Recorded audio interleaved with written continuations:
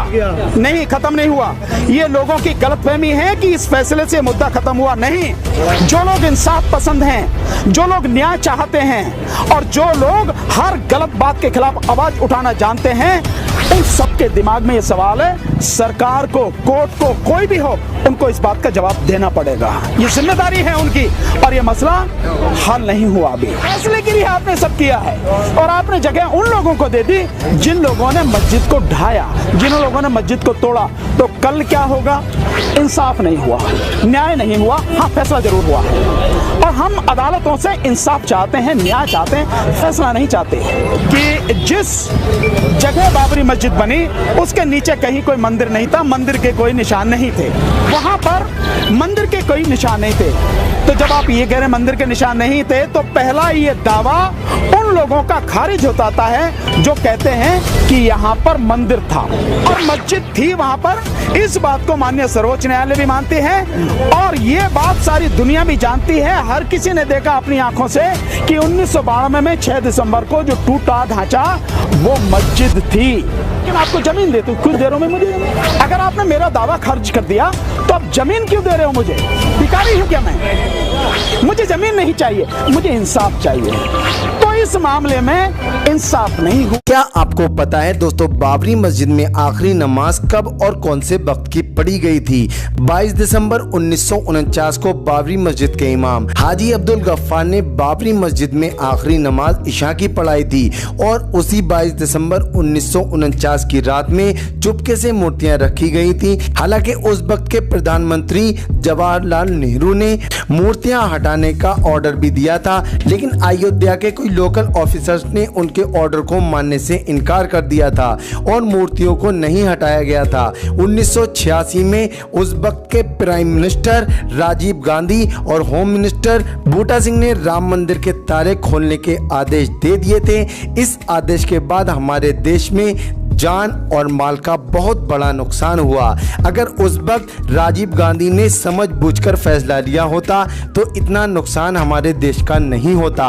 अब तक लाखों लोगों की जानें नहीं जाती, पूरा देश हिंदू मुस्लिम की नफरत में नहीं जलता और यही हमारे देश की मीडिया और पॉलिटिशियन की खुराक बना हुआ है। असल मुद्दे को साइड में रखकर राम मंदिर और बाबरी मस्जिद, हिंदू मुस्लिम पाकिस्तान के मुद्दे पर ये लोग बात करते हैं। कोई रोजगार, कोई एजुकेशन पर कोई बात नहीं होती है, कोई देश के हित में बात नहीं होती है।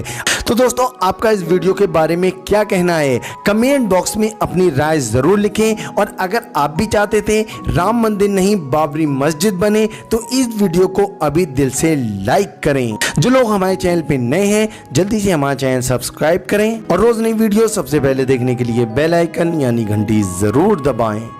खत्म नहीं हुआ? नहीं, खत्म नहीं हुआ। ये लोगों की गलतफहमी है कि इस फैसले से मुद्दा खत्म हुआ। नहीं, जो लोग इंसाफ पसंद हैं, जो लोग न्याय चाहते हैं और जो लोग हर गलत बात के खिलाफ आवाज उठाना जानते हैं, उन सबके दिमाग में ये सवाल है, सरकार को, कोर्ट को, कोई भी हो, उनको इस बात का जवाब देना पड़ेगा। ये जिम्मेदारी है उनकी और ये मसला हल नहीं हुआ अभी। फैसले के लिए आपने सब किया है और आपने जगह उन लोगों को दे दी जिन लोगों ने मस्जिद को ढाया, जिन लोगों ने मस्जिद को तोड़ा। तो कल क्या होगा?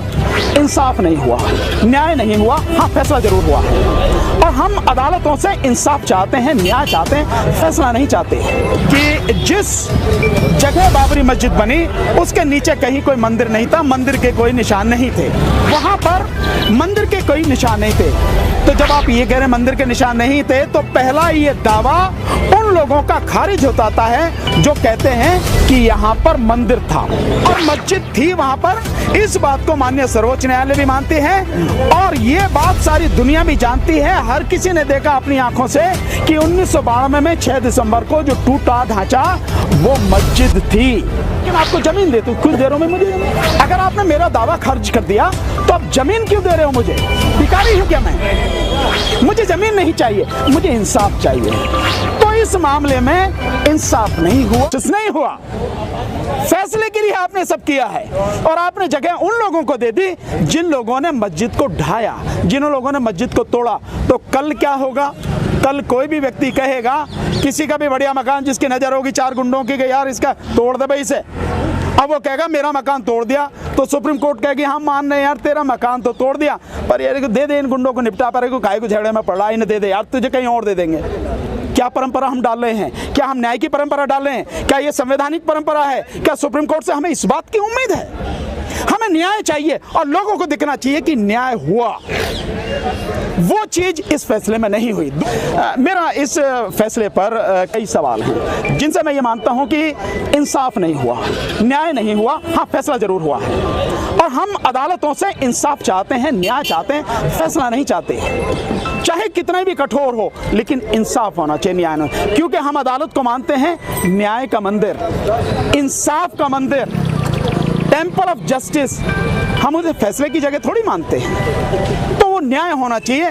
वो न्याय जब होता जब ये सिद्ध, जब आप एक तरफ माने, आप देखिए बड़े अजीब सी स्थिति है। एक तरफ माननीय सर्वोच्च न्यायालय माने कि जिस जगह बाबरी मस्जिद बनी उसके नीचे कहीं कोई मंदिर नहीं था, मंदिर के कोई निशान नहीं थे, वहां पर मंदिर के कोई निशान नहीं थे। तो जब आप ये कह रहे हैं मंदिर के निशान नहीं थे, तो पहला ये दावा उन लोगों का खारिज होता है जो कहते हैं कि यहाँ पर मंदिर था और मस्जिद थी वहां पर। इस बात को माननीय सर्वोच्च न्यायालय भी मानती है और ये बात सारी दुनिया भी जानती है। हर किसी ने देखा अपनी आंखों से कि 1992 में 6 दिसंबर को जो टूटा ढांचा वो मस्जिद थी। इस बात को हर कोई मानता है। तो जब वहां पर मस्जिद थी, मस्जिद का दावा किया जा रहा है, वो कह रहे हैं कि भाई हमारी जमीन है, इस टाइटल को सूट को आप टाइटल बताइए, लेकिन आपने वो सब नहीं किया। माननीय सर्वोच्च न्यायालय जब ये कहती है कि भाई आपका दावा मैं खारिज करता हूं, लेकिन आपको जमीन देता हूं, क्यों दे रहा हूं मैं मुझे? अगर आपने मेरा दावा खारिज कर दिया तो आप जमीन क्यों दे रहे हो मुझे? भिखारी हूं क्या मैं? मुझे जमीन नहीं चाहिए, मुझे इंसाफ चाहिए। तो इस मामले में इंसाफ नहीं हुआ, इंसाफ होना चाहिए। दूसरा एक चीज और जो हुई है जिससे मैं निश्चित रूप से मैं मानता हूं कि संविधान का उल्लंघन हुआ है। ये सच है और सही है कि माननीय सर्वोच्च न्यायालय को भारतीय संविधान के अनुच्छेद 142 के तहत बहुत पावर है, इनहेरेंट पावर है, जो चाहे कर दे। लेकिन उसमें एक शब्द है, वो पावर किस लिए इस्तेमाल की जाएंगी? संपूर्ण न्याय, कंप्लीट जस्टिस। 142 आर्टिकल 142 कहता है कंप्लीट जस्टिस। उसके लिए सुप्रीम कोर्ट कुछ भी कर सकती है, कोई दस्तावेज मंगा सकती है, किसी को बुला सकती है, जो चाहे कर सकती है, लेकिन किसके लिए? Complete justice. दूसरा, हमारे देश की जो हमारे देश का संविधान है, संविधान की प्रस्तावना में कहा गया है हम भारत के लोग भारत को एक संपूर्ण प्रभुत्व संपन्न समाजवादी पंथ निरपेक्ष लोकतंत्रात्मक गणराज्य बनाने के लिए, मतलब पंथ निरपेक्ष का मतलब इस देश में जो भी सरकार होगी, राज्य कोई भी हो, किसी की सरकार हो, उसका कोई धर्म नहीं होगा। पर आप मंदिर बनाने के लिए ट्रस्ट बनाने की जिम्मेदारी आप केंद्र सरकार को दे रहे हैं, तो आप धर्म की जिम्मेदारी सरकार को दे रहे हैं। इसका मतलब यह है कि संवैधानिक जो ढांचा है आप उसे खत्म कर रहे हैं। माननीय सर्वोच्च न्यायालय को संविधान का संरक्षक होना है और किसी भी भावनात्मक, किसी भी अंधविश्वास, किसी की आस्था से उसका कोई लेना देना नहीं है। न्याय बिल्कुल होना चाहिए, शीशे की तरह साफ होना चाहिए, दिखना चाहिए कि न्याय हुआ, दूध का दूध पानी का पानी। और ऐसे मामले में कम से कम संविधान के संरक्षक होते हुए माननीय सर्वोच्च न्यायालय को यह नहीं कहना चाहिए था कि भैया ट्रस्ट बनाओ और मंदिर बनाने के लिए ट्रस्ट बनाई जाए। तुम क्यों कह रहे हो? तुमने जिसको जमीन दे दी उसको कह दी दे दी जमीन, तुझ बना भी, भैया मंदिर बना, तुझे जो बनाना बना। आप सरकार की जिम्मेदारी क्यों कर रहे हो? ये बहुत ही गंभीर मसला है। आने वाले समय में बहुत चीजें होंगी। अब आप देखिए, पहले से ही आरएसएस का प्लान है, फिर वो काशी वाला मसला, फिर वो मथुरा वाला मसला। जब भी इनको लगेगा कि इन्हें वोट की राजनीति करनी है, तो राम मंदिर का सेटल हो गया, तो अब आप उसका उठाओ, काशी का उठाओ, फिर आप उसका मथुरा का उठाओ। आपने उन लोगों को बढ़ावा दे दिया जो इस देश में किसी भी हालत में अमन नहीं चाहते और धर्म और जाति के नाम पर नफरत फैलाते हैं। ये हुआ है इस फैसले में, इसलिए मैं इस फैसले से निश्चित रूप से संतुष्ट नहीं हूं। सारे सवाल खड़े हो रहे हैं, आखिर कोर्ट ने ऐसा फैसला क्यों दिया?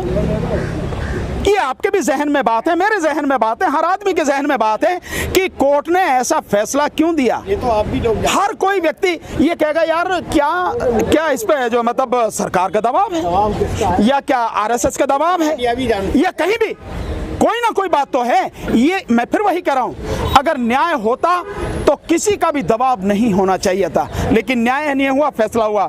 इसीलिए मैं अपने 26 साल के वकालत के अनुभव के बाद मैं कहता हूं, अदालतों में केवल फैसले होते हैं, न्याय नहीं होता। तो मेरा इस देश की जुडिशरी पर कोई विश्वास नहीं है। और मैं ही नहीं, अगर जस्टिस गांगुली कहते हैं और जस्टिस काटजू कहते हैं और बहुत से लोग जो हैं विद्वान हैं वो कहते हैं, तो निश्चित रूप से ये परिस्थिति गंभीर है। सवाल तो खड़े हैं ही, इनके जवाब तो लोगों को चाहिए। 4-5 सालों में तो मतलब उसकी कोई सीमा नहीं रही है, उसकी सीमा नहीं रही है 4-5 सालों में। तो 4-5 सालों में तो वो फैसले आ रहे हैं जो जैसे चाह रहे हैं कुछ लोग। आपने बाबरी मस्जिद वालों को 5 एकड़ जमीन दी, क्यों दी? जब आप उनका दावा खारिज कर रहे हो, नहीं ये जगह तुम्हारी नहीं है, तो उन्हें जमीन क्यों दे रहे हो भाई?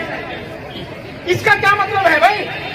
मैं अगर कह रहा हूं ये जमीन मेरी, आप कह रहे तेरी नहीं है, तो फिर मुझे जमीन क्यों दे रहे हो? इसका जवाब है तो सुप्रीम कोर्ट के पास। सुप्रीम कोर्ट को इस बात का जवाब नहीं देना चाहिए कि मुझे 5 एकड़ जमीन आप क्यों दे रहे हो। इसका मतलब यह है कि मेरी जमीन थी, लेकिन क्यों? क्योंकि मैं ये मानता हूं इस देश में अमन चैन खत्म हो जाएगा, इसलिए भैया मैंने गुंडों को दे दी, भैया जमीन तुम्हारी है, तुम ले लो भैया।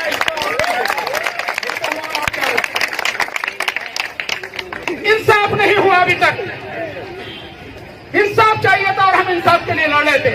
और दूसरी बात, जो बात कही है बार बार आरएसएस के लोगों ने लगातार, सरकार की तरफ से भी लगातार, मुस्लिम समाज के लोगों में जाके जगह जगह जाके कहा जा रहा है अमन बनाए रखिए, अमन बनाए रखिए। हम क्या गुंडे हैं भाई? अरे अगर आपको सीख देनी है तो उनको देते ना, जाके उन गुंडों को बताते हैं कि अगर तुमने कोई बदतमीजी की, कानून तुम्हारे खिलाफ कार्रवाई करेगा, सुप्रीम कोर्ट का आदेश है तुम्हें बंद करके जेल में डाल दिया जाएगा। उन्हें कहते ना आप, लेकिन आपने उन्हें नहीं कहा, तो आप कर क्या रहे हैं? इसका मतलब यह है कि जो लोग इस देश में फिरका परस्ती चाहते हैं, जो लोग इस देश की शांति को भंग करना चाहते हैं, जो लोग आतताई हैं, आतंकवादी काम कर रहे हैं, आप उन लोगों को बढ़ावा दे रहे हैं। सरकारी स्तर पर बढ़ावा दिया जा रहा है। और दुख की बात यह है कि माननीय सुप्रीम कोर्ट जिसे न्याय करना चाहिए था, उसने भी न्याय नहीं, सिर्फ फैसला किया। इसीलिए साथियों, वकालत करते हुए भी पिछले 26 साल से मैं वकालत कर रहा हूं, मेरा इस देश की अदालतों पर कोई भी भरोसा नहीं है। इस देश की अदालतों में इंसाफ नहीं होता, यहाँ पर सिर्फ फैसले होते हैं। और फैसले देने के लिए किसी को भी आप बैठा दिए, कोई भी फैसला दे देगा। ऐसा फैसला तो यहाँ से किसी भी साथी को बैठा दिया वो भी दे देगा, कुछ नहीं होने वाला।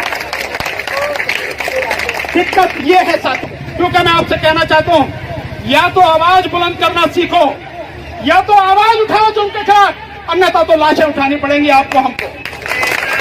इसलिए आवाज उठाओ, किसी को गाली देने की जरूरत नहीं है, किसी को थप्पड़ मारने की जरूरत नहीं है, लेकिन आवाज उठाना हमारा हक है। इकट्ठे होके हम सब इंसाफ के लिए लड़ें और इंसाफ के लिए आवाज उठाएं साथी। तो दोस्तों वीडियो कैसा लगा? अगर वीडियो पसंद आई है कमेंट में ज़रूर लिखें, लाइक ज़रूर करें, और जिन लोगों ने अभी तक हमारे चैनल को सब्सक्राइब नहीं किया है जल्दी से हमारा चैनल सब्सक्राइब करें। फिर मिलते हैं नए वीडियो।